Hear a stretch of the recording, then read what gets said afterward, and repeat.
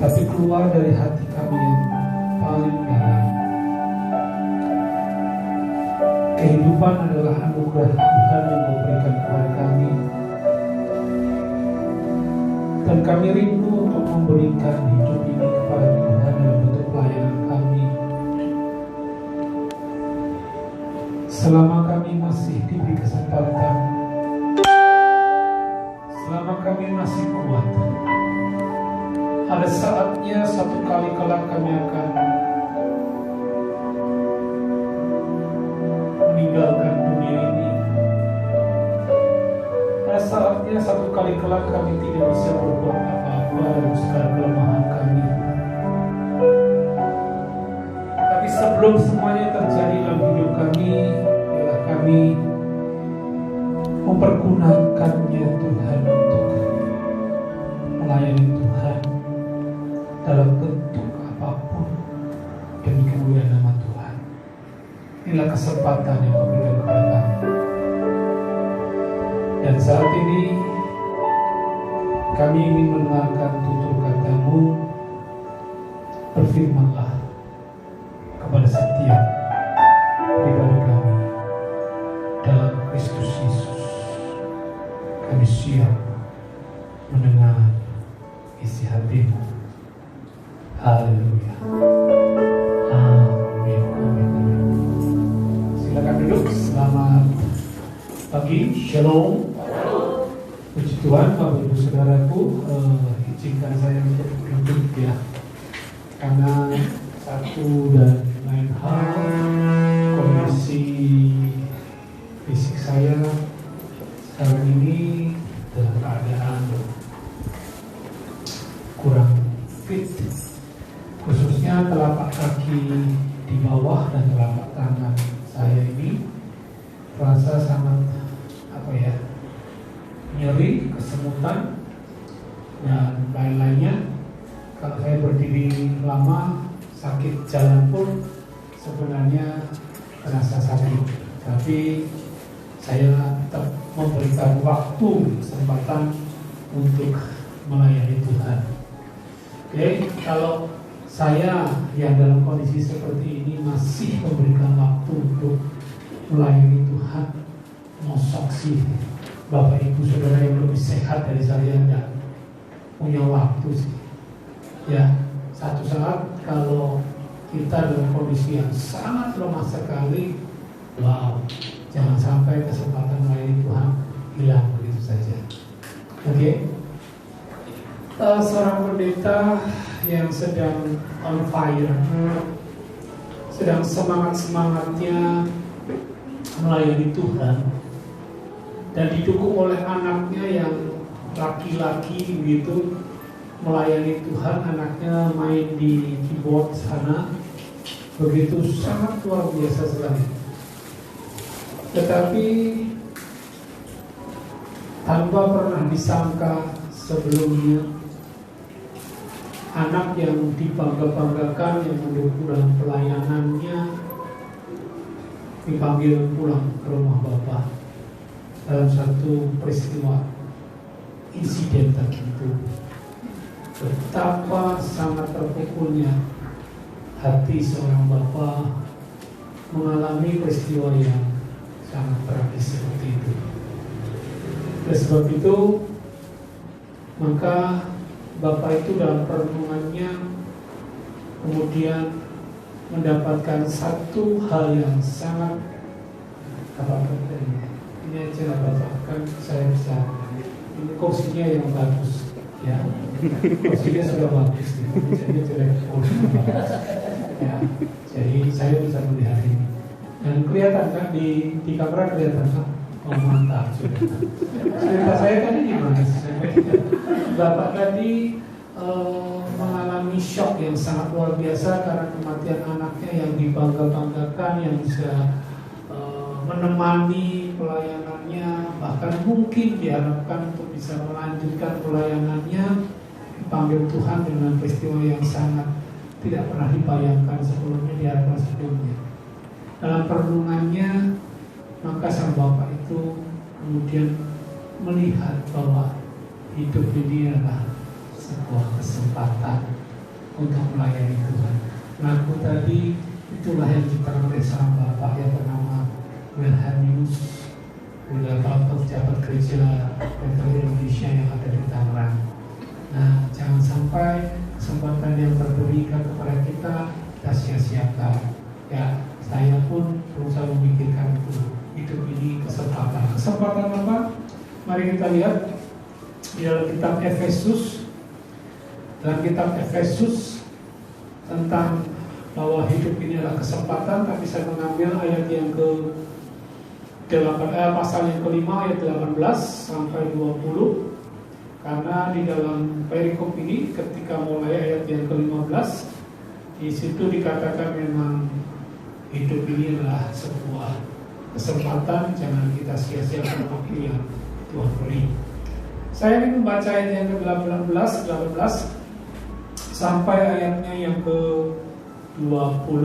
Firman Tuhan berkata seperti ini, dan janganlah kamu mabuk oleh anggur, karena anggur menimbulkan hawa nafsu, tetapi hendaklah kamu penuh dengan Roh Kudus. Yang baik, tetapi hendaklah kamu penuh dengan Roh Kudus, dan berkata-katalah seorang kepada yang lain dalam mazmur, kidung, puji-pujian, nyanyian rohani.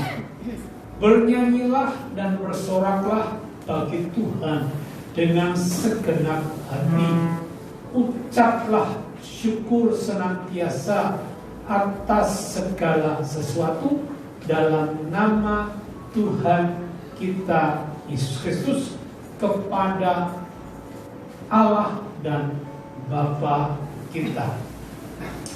Bapak Ibu Saudaraku yang dikasihi oleh Tuhan Yesus Kristus, apa yang dikatakan Rasul Paulus kepada jemaat di Efesus ini dalam konteks waktu dia sedang berbicara tentang pertemuan ibadah seperti ini. Oke, pertemuan ibadah seperti ini. Ya, Bapak Ibu Saudaraku, dia membandingkan dengan pertemuan ibadah di kuil-kuil yang ada di daerah Efesus.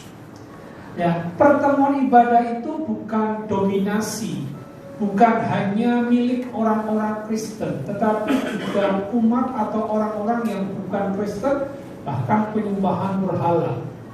Di daerah Efesus itu ada penyembahan yang ditujukan kepada dewa yang namanya Dionysius. Oke, kalau ada namanya Dionysius itu berasal dari dewa tadi. Didi Kempot. Oke, ya katanya Didi Kempot nama baptisnya adalah Dionysius, tapi itu hoax ya, itu hoax. Jangan dipercaya dengan hoax seperti itu. Oke, nanti kita salah kepada saudaranya, ada orang tuanya. Saya kenal dalam melalui Facebook siapa nama orang tuanya. Ya, ya. Nama orang tuanya saya tahu, dia seorang pelawak dan seorang penyanyi untuk tradisi Jawa di pewayangan-pewayangan gitu ya. Itu Edi Kuder namanya bapaknya. Nah itu Didi Kempot itu saudaranya yang Mami Selamat Srimulat ya. Semua orang-orang bukan orang-orang Katolik ataupun orang-orang Kristen juga. Jadi hoax. Nah, Dionysius ini adalah nama dewa, dan nama dewa di sini selalu berkaitan dengan kemabukan. Dalam ibadah-ibadah mereka seringkali dilakukan dengan bukan perjamuan kudus dengan apa? Dengan anggur yang ada, tetapi dengan minum-minum sampai mabuk. Ya, Bapak Ibu Saudara, boleh nggak kita minum anggur? Boleh. Kalau enggak kita nggak melakukan perjamuan kudus dong. Bahkan Paulus menasihatkan kepada Timotius ketika saya di perut, minumlah sedikit anggur. Ya, perhatikan baik-baik, kata minum bukan minumlah anggur, minumlah sedikit anggur. Oke? Jadi untuk obat bisa, ya. Kami dalam perjalanan puji Tuhan kami baru pulang dari mengunjungi Kataolan yang ada di Salatiga, dan kami dalam perjalanan istri saya, anak saya itu selalu guyonan begitu. Saya sih pendiam gitu kan. karena saya emas gitu. Mas Stefano, bukan emas. Salah satunya adalah seringkali take a beer gitu. Orang kan bilang takbir kan, bahasa Inggrisnya kan take a beer gitu kan. Nah silakan. Pada waktu pernikahan dari keponakan saya, mereka berdua minum bir, boleh nggak? Silakan minum bir, saya singgah katanya. Ya, saya tidak akan minum bir karena memang nggak doyan gitu ya. Ya, bukan karena minum sedikit saja. Nah, tetapi yang dilarang adalah janganlah engkau mabuk oleh anggur. Kenapa seperti itu? Jelas, mabuk oleh anggur itu diri seseorang itu sudah dikuasai oleh anggur. Oke? Bukan kita menguasai anggur. Kalau minum perjamuan kudus itu kita memang tidak dikuasai oleh anggur, sehingga kita menjadi kalau wah ini orang-orang Kristen ini jadi mabuk-mabukan minum anggur setiap minggu pertama setiap bulan gitu. Enggak, kita enggak akan mabuk-mabukan. Kalau ada yang mabuk lebih baik nanti ganti teh aja ya. Ada yang mabuk Pak? Enggak ada ya, malah doyan. Kurang katanya. Kurang katanya. Ya. Nah, kalau ada yang mabuk ganti aja teh. Ya, makanya waktu kita masih daring dalam pelayanan, silakan ambil teh, silakan apa-apa yang bisa untuk perjamuan kudus dari rumah kami di sini kan gitu. Nah, mabuk oleh anggur ini nggak bisa, nggak diperbolehkan. Karena apa? Karena menimbulkan hawa nafsu, dikuasai oleh anggur, maka orang itu akan akan melakukan perbuatan-perbuatan yang disebut dengan menimbulkan hawa nafsu. Hawa nafsu itu apa? Oke, nah nanti kita bisa mendefinisikan masing-masing. Tetapi kata hawa nafsu di sini diterjemahkan dari kata asotia. A itu tidak. Sotia itu kaitannya dengan soteria, keselamatan. Sesuatu yang dilakukan entah lewat perkataan, entah lewat perbuatan, bahkan pikirannya, semuanya adalah sesuatu yang timbul kemudian. Tapi apa yang diucapkan, apa yang dibuat, apa yang dipikirkan itu tidak mengandung keselamatan sama sekali, atau tidak menceritakan bahwa dirinya orang yang telah diselamatkan oleh Tuhan. Kata-katanya kotor, dan kata-kata kotor itu tidak bisa dicuci oleh rinso. Oke, dan tidak bisa diambil lagi, tidak bisa. Apa yang sudah keluar itu semuanya sudah nggak bisa. Saya hapus ya, nggak bisa. Kalau diketik masih bisa dihapus, tapi kalau diucapkan tidak bisa. Kata-katanya kotor. Kita ini menjadi berkat bagi orang untuk menolong orang lewat perkataan, tapi kata-kata kita kotor, ya nggak mungkin lah. Ya, perbuatan kita juga jorok, pikiran kita juga jorok, itu nggak mungkin. Itu bukan orang Kristen. Itu diharapkan tidak terjadi di dalam diri orang Kristen. Makanya tidak boleh dikuasai oleh sesuatu yang bisa menimbulkan nafsu. Satu pikiran, satu perkataan, suatu perbuatan yang tidak menceritakan, tidak mengandung keselamatan, bahwa kita telah diselamatkan. Okay? Tetapi dikatakan sebaliknya, tetapi hendaklah kamu penuh dengan Roh Kudus, penuh dengan Roh Kudus, bukan penuh dengan modus. Oke, penuh Roh Kudus, bukan penuh modus. Oke, saya pelayanan ini harusnya merupakan saya berdiri atau duduk ya. Saya duduk di depan Bapak Saudara menyampaikan semua ini sebenarnya harus mencerminkan bahwa hidup saya penuh dengan Roh Kudus. Saya bisa berdiri atau duduk di depan Bapak Saudara menyampaikan firman Tuhan, tetapi bukan cerminan bahwa saya penuh dengan Roh Kudus, saya penuh dengan modus. Bisa nggak? Bisa nggak Bapak Ibu? Bisa. Apa contohnya? Saya khotbah, tapi modusnya apa? Halo? Silakan, semua yang menilai kami. Modusnya apa? Halo? Takut ya? Udah disuruh kok takut. Modusnya adalah apa? Kenapa? Halo? Kenapa? Vicky? Persembahan kasih. Karena ini persembahan kasih. Oke? Itu juga bisa. Beauty ya? Ya, penuh dengan modus. Nggak dapet kok Kak. Tetapi juga tapi nggak dapat kok kemudian ke apa baik sih nggak dapat sih ya karena kegala nggak dapat ini tapi dapat perpuluhan katanya gitu kan saudara tahu semuanya tapi itu selain dari para modus Pak ini satu cerita seorang pelayan Tuhan khususnya adalah dalam pujian penyembahan jadi bukan pendeta ini tadi pendeta sudah yaitu persembahan kasih yang menjadi modusnya dalam waktu dia melayani Tuhan luar biasa sekali menyanyi, pujian dan sebagainya. Kemudian dalam doa-doanya sebelum apa-apa sudah berbahasa roh. Ya kan? Waktu di tengah-tengah pujian berbahasa roh. Waktu mau menyerahkan mic ini kepada hamba Tuhan yang menyampaikan berbahasa roh. Hebat sekali. Seakan-akan menceritakan dirinya adalah penuh dengan Roh Kudus. Oke? Tapi satu kali karena dia mahasiswa saya berada di antara sekitar mahasiswa, kemudian dia bicara dengan terus terang, Pak, waktu saya berbahasa roh di depan mimbar ini, saya nggak yakin saya dipenuhi Roh Kudus. Loh, terus? Karena saya harus meniru apa yang diucapkan orang lain, khususnya pendeta saya. Pendeta saya ngomong apa, saya harus mengucapkan itu. Supaya seakan-akan saya dipenuhi Roh Kudus. Kenapa Pak?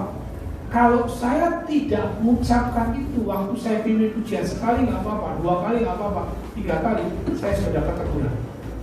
Salah satu tegurannya dan dampaknya adalah saya tidak boleh lagi untuk melayani di luar. Kenapa? Karena saya tidak berbahasa roh dan tidak menceritakan saya penuh dengan roh. Oleh sebab itu, akibatnya apa? Kalau saya tidak ada pelayan mimbar, maaf Bapak, maaf Pak katanya.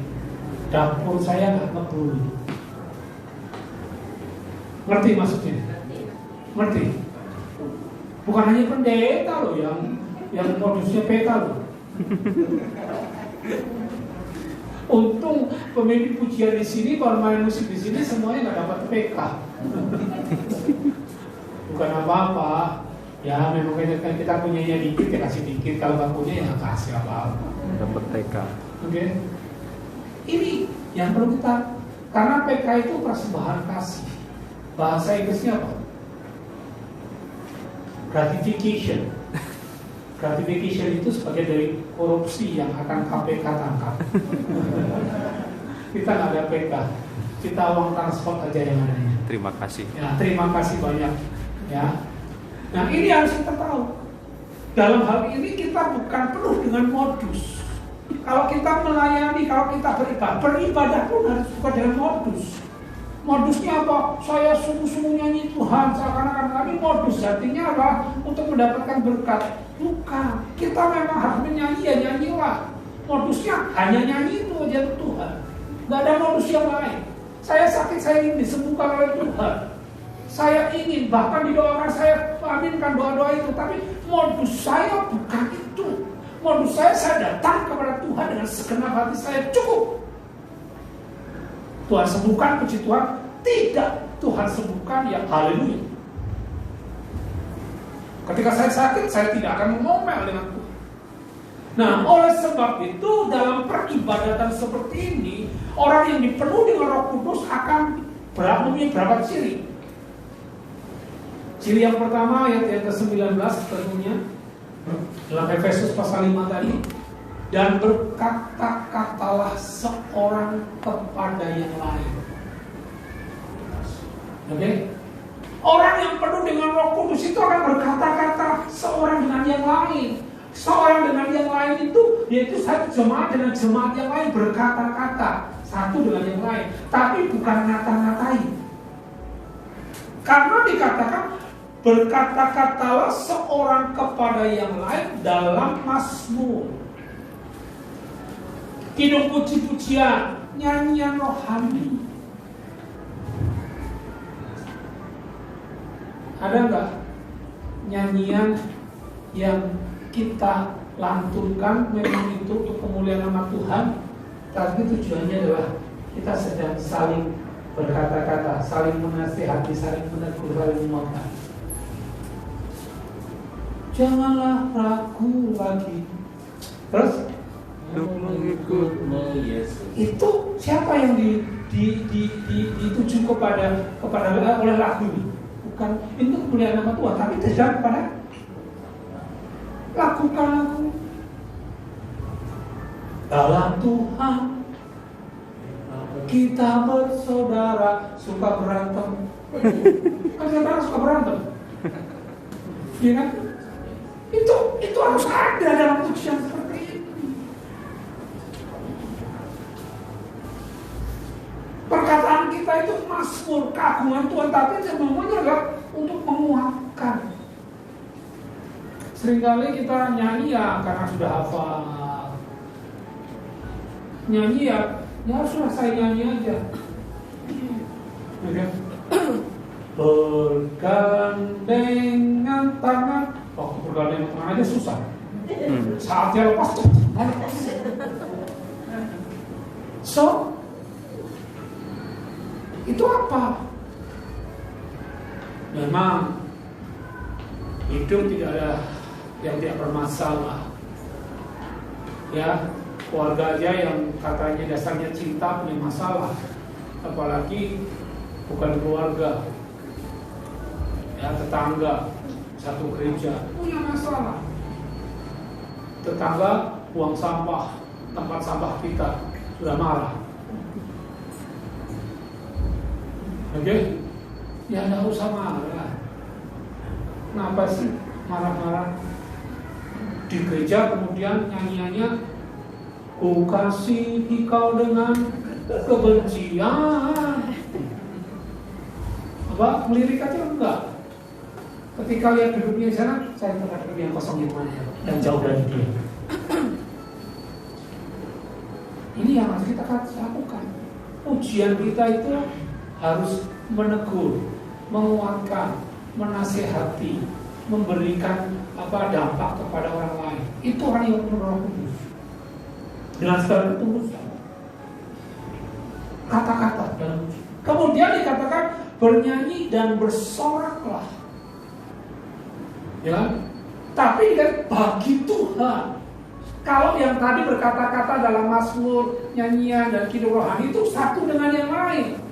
Orang yang dipenuhi Roh Kudus dia akan juga bernyanyi, bersorak bagi Tuhan. Ini yang harus kita tahu. Jadi nyanyian gereja kita itu harus bervariasi. Bukan hanya menasihati, hanya menegur, ataupun menyapa, mengasihi satu dengan lain, tetapi juga menceritakan sesuatu untuk Tuhan, kemuliaan Tuhan, kebesaran Tuhan. Allah kita heran dan besar. Besar dan heran dan besar. Heran dan besar. Heran dan besar. Allah kita heran. Heran kira-kira. Ini nyanyinya Allah kita heran, tapi kok gak ada keheranan dalam diri orang itu. Allah kita besar, tapi dalam hatinya tidak ada membesarkan nama Tuhan. Nyanyian yang tidak keluar dari hati. Siapa yang suka ikut Indonesian Idol? Siapa yang suka mengikuti? Bukan ikut dalam artian mengikuti. Nonton. Indonesian Idol. Saya nggak pernah mengikuti. TV saya nggak ada SCTI. Nggak ada. Karena saya pakai TV kabel yang lawannya SCTI. Sehingga nggak tawarkan SCTI. Wow, Indonesia Idol kritisinya adalah teknik kamu menyanyi luar biasa. Kamu jagoan dan kamu harus punya teknik itu. Tapi kamu tidak menyanyi dari hati. Orang aja bisa nilai loh nyanyian kita dari hati atau tidak. Saya nggak ada gregetnya sekali. Tepuk tangan kamu hambar. Ya ampun. Orang aja bisa nilai apalagi Tuhan. Bapak Ibu Saudara, saudara berkata Allah kita heran dan besar, tapi kita tidak pernah punya hati yang merasakan keheranan dan kebesaran Tuhan ketika menyanyikan. Kampanye kita penuh dengan Roh Kudus, omong kosong semuanya itu. Padahal itu hanya dengan kata-kata saja. Selama masih dikasih kata-kata dalam mulutmu, kenapa nggak untuk memuji Tuhan? Satu kali kalau kau dibuat bisu, celaka itu. Tapi saudaraku, ketika sariawan merogoti di mulut saya, aduh minta ampun. Itu baru sariawan. Belum kalau lidah kita dipotong. Saya jadi teringat Tante Ami ketika lidahnya dipotong. Ngomongnya sudah cadel. Oke, ingat Tante Ami ya. Cancer lidah. Coba kalau lidah kita semua dikasih cancer. Suara kita pecah. Selama masih ada kesempatan, kenapa nggak memuji Tuhan dengan hati? Ini yang sungguh harus kita perhatikan baik-baik. Katanya penuh dengan Roh Kudus, orang yang sudah diubahkan hidupnya menjadi baru, manusia baru, ciptaan baru. Kata-kata kita apa? Bukan hanya berkata satu dengan yang lain.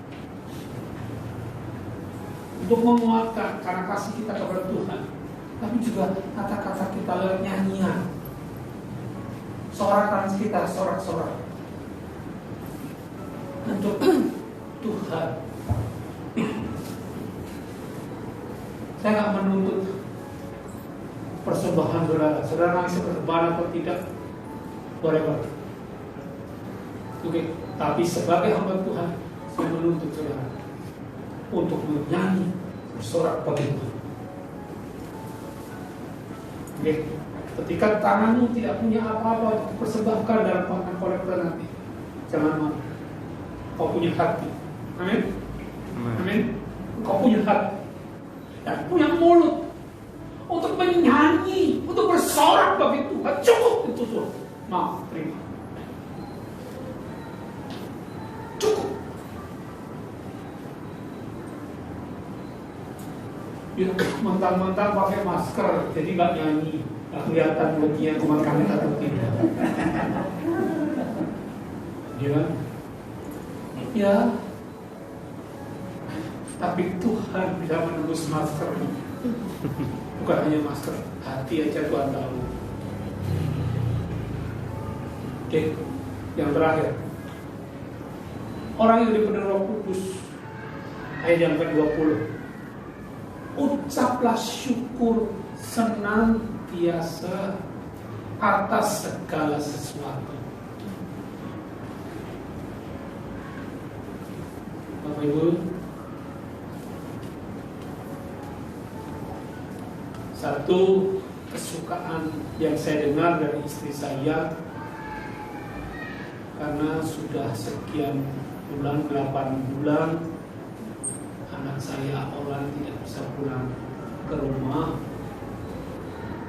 kami mengunjungi Holland ke Salatiga. Hal yang sangat-sangat membekas dalam hati saya atas ucapan istri saya. Saya memang diam, tapi saya menyimpan dalam hati saya. Dia berkata, kita harus bersyukur bisa mengunjungi anak kita. Hanya mengunjungnya, segala perkara yang kecil. Kita bersyukur anak kita sehat. Sementara corona di mana-mana,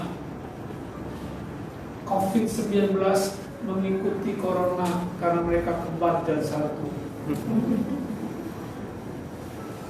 Tapi anak kita sehat. Meskipun kita melihat Holland kurus,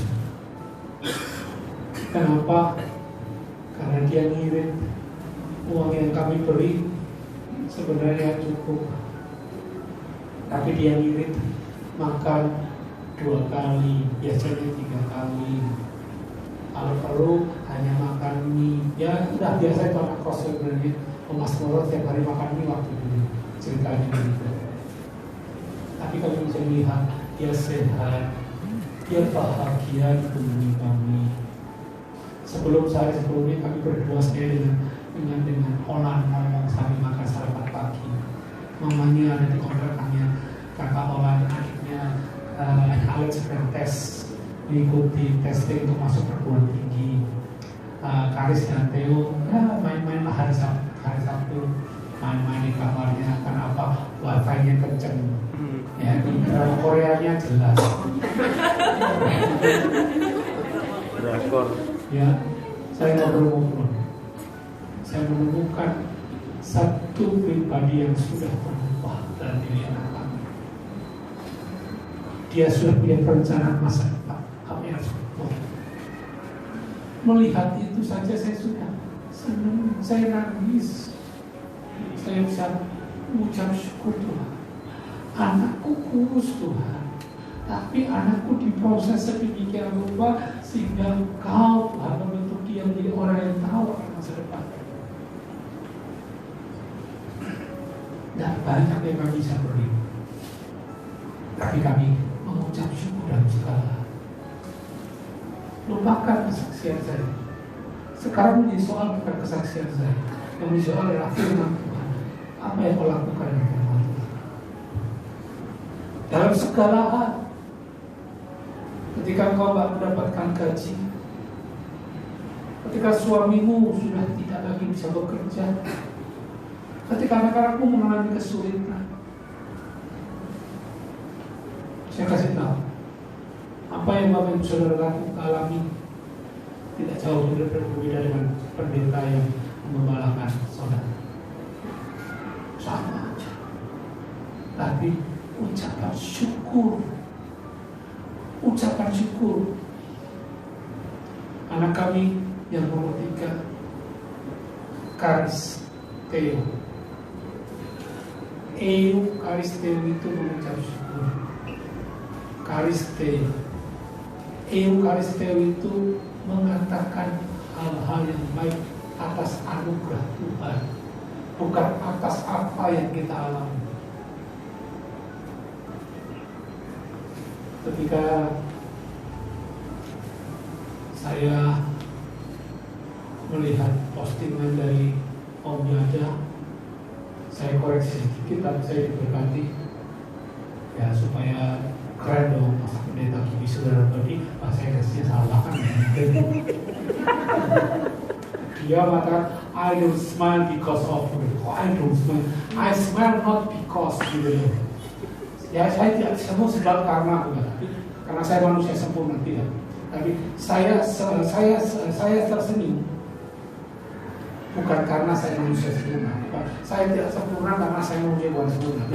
Ya, saya tidak tersenyum bukan, tapi saya tersenyum bukan karena letak senyum kita dan letak ucapan syukur kita bukan karena kesempurnaan kita. Amin. Amin. Tapi karena Tuhan yang baik. Katakan amin.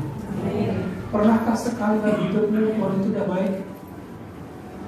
Kalau kau mengatakan Tuhan tidak baik karena kondisimu saja yang belum baik, sehingga kau katakan Tuhan tidak baik, Tuhan tidak pernah berubah kebaikannya.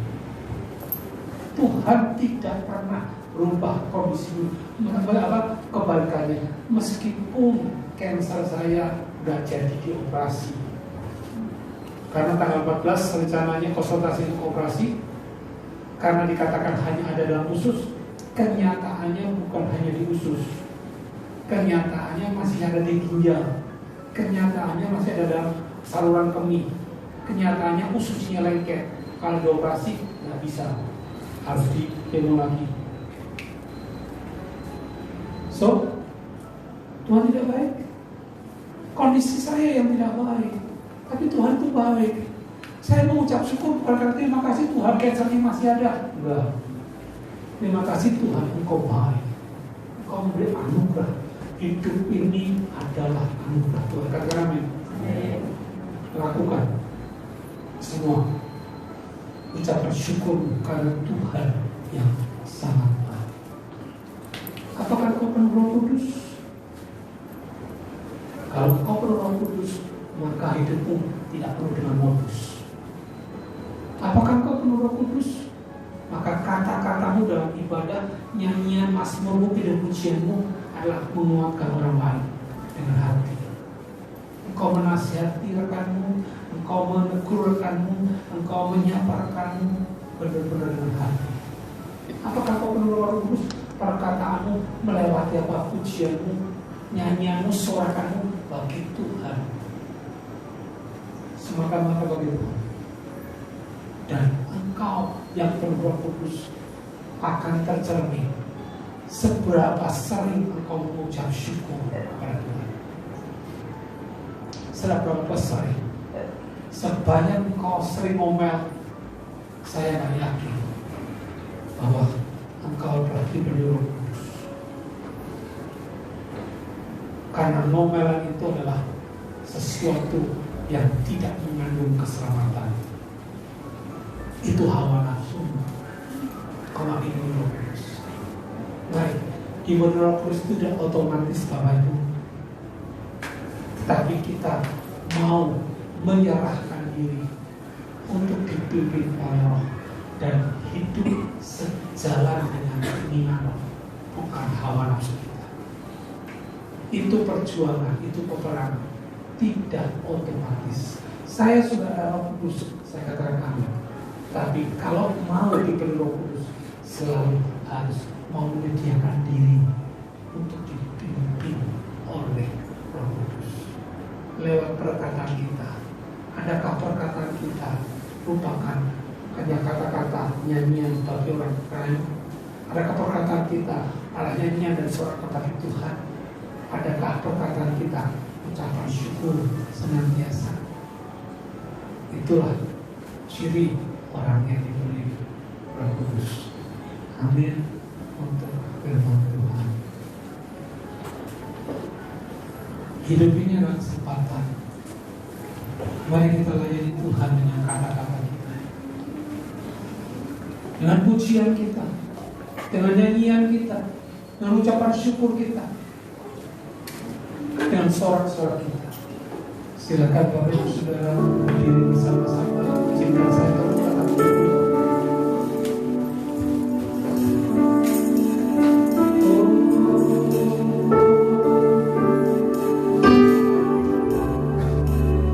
Hidup ini adalah kesempatan. Hidup ini untuk melayani Tuhan. Jangan sia-siakan waktu yang Tuhan. Hidup ini sama saja kata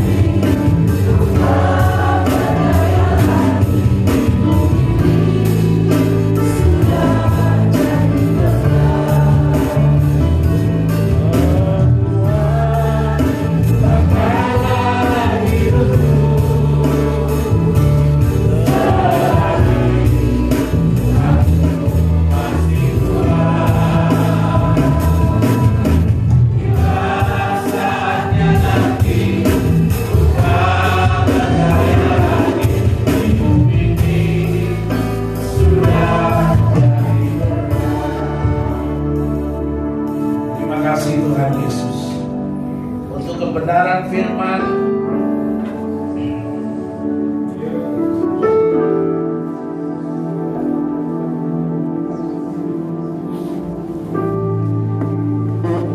Yang sudah memberkati kami. Kami bersyukur Tuhan, diberkati luar biasa oleh kebenaran firman-Mu. Berkatilah hamba-Mu Tuhan. Berkatilah hamba-Mu Tuhan Yesus. Kau menjamah hamba-Mu ini Tuhan.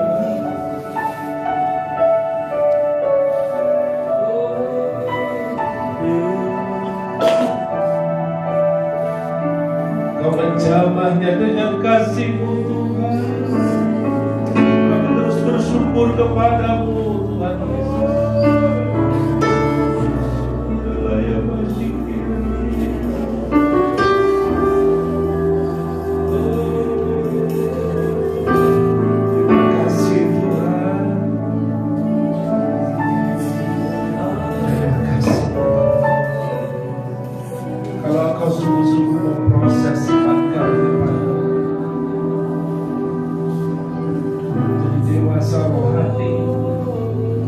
Melihat perkara-perkara ilahi yang sedang terjadi atas hidup kami Tuhan.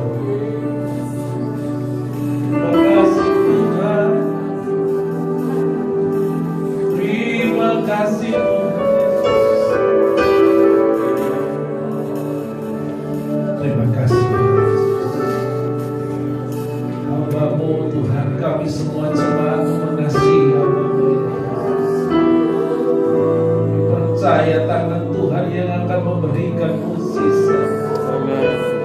Di dalam nama Tuhan Yesus. Di dalam nama Yesus. Tidak ada perkara mustahil bagi kita. Di atas semuanya kami mengucap syukur Tuhan. Terima kasih untuk hari ini. Karena berkat kebenaran firman-Mu Tuhan, memberkati jemaat-Mu, biarlah firman Allah ini juga ada di setiap hati jemaat-Mu. Mengucap syukur, memuji dan berkata-kata sebagaimana Engkau firmankan. Menjadi umat yang tahu bagaimana harus berterima kasih kepada-Mu Tuhan. Menggunakan waktu dan kesempatan yang terbaik untuk Tuhan. Berkatilah umat-Mu Tuhan. Dalam setiap pergumulan mereka, kami percaya Engkau akan hadir, Engkau akan menolong mereka. Terima kasih Tuhan Yesus untuk hari ini. Biarlah setiap kami sungguh-sungguh diproses. Kami melihat keteladanan iman yang luar biasa dari hamba-Mu ini Tuhan. Terima kasih Tuhan Yesus untuk firman-Mu. Kami mengucap syukur. Kami akan melanjutkan ibadah ini. Haleluya.